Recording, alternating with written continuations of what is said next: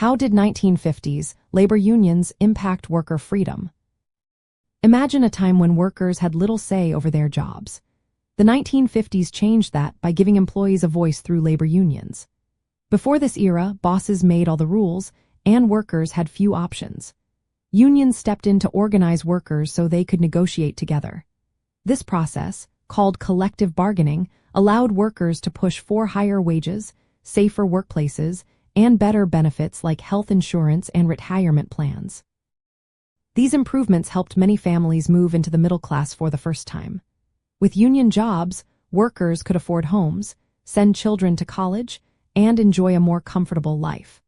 During the 1950s, union membership hit its highest point, with about 1 in 3 American workers belonging to a union. This meant union standards often set the pace for entire industries, even for workers who were not union members. Employers had to match union wages and benefits to keep their workers happy and loyal. This spread economic gains across many workers, creating a sense of shared prosperity. Unions also brought in rules that protected workers. They established seniority systems, rewarding long-term workers with job security and promotions. They created grievance procedures, giving workers a formal way to challenge unfair treatment. These systems reduced the power of managers to make arbitrary decisions, giving workers more control over their careers.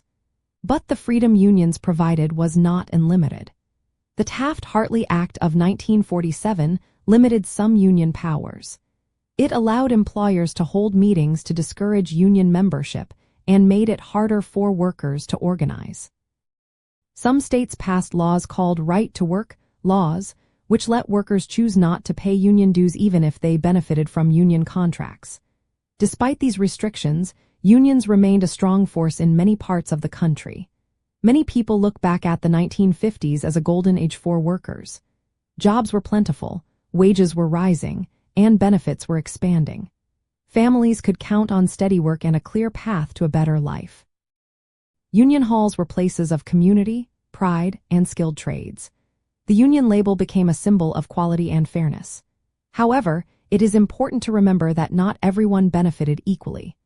Discrimination was common, and some unions excluded African Americans or women from full participation.